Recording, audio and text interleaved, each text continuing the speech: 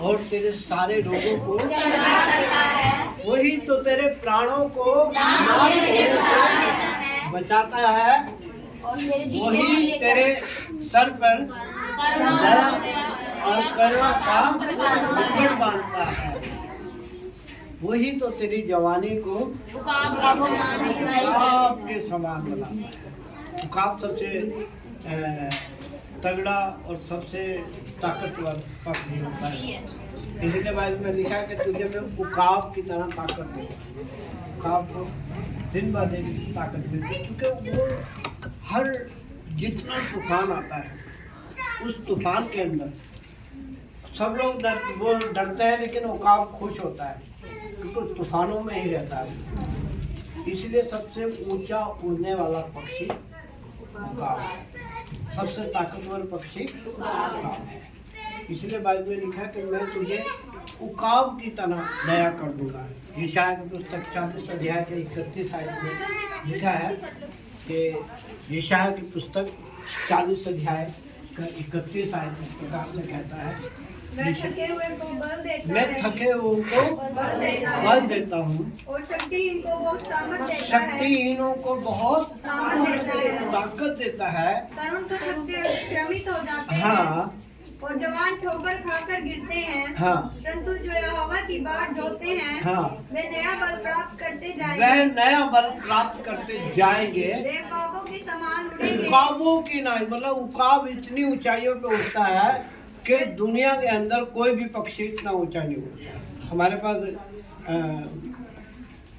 Wing commander David आते थे और प्रभु का धन्यवाद हो, काफ़ी दिन तक हमारे साथ रहे जब तक उनकी पोस्टिंग हो। तो वो जहाज उड़ाते थे, वो इस बात को हमारे से जिक्र करते थे, पास्टर जी हमें और किसी बात का डर नहीं होता, हमें यही डर होता है कि उकाब पक्षी ना कहीं मिल जाए। जहाज को उससे सबसे ज़्यादा डर होता है। हालेलुया। वो इतनी ऊंचाइयों पे उड़ता है कि बादलों में घुस जाता है। तो वचन कह रहा है उकाबों की क्या लिखा है? उड़ेंगे, उकाबों की नाई उड़ेंगे, वे दौड़ेंगे और श्रमित ना होंगे और चलेंगे थकित ना होंगे। मतलब इतनी पावर होती है। और परमेश्वर हमें, हम गाना भी गाते हैं, उसने परों पे उठाया उकाब की तरह ताकि हमको चोट ना लगे। प्रभु हमसे वो बात करता है जो दुनिया की सबसे निराली बात होती है।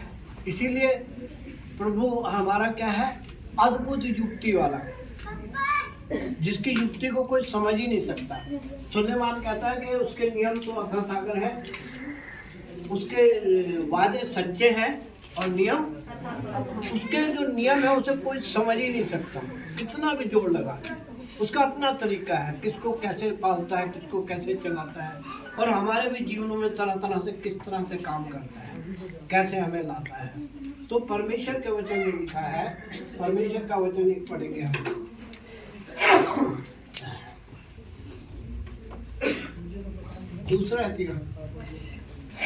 दूसरा इतिहास 6 अध्याय उसके 23 है।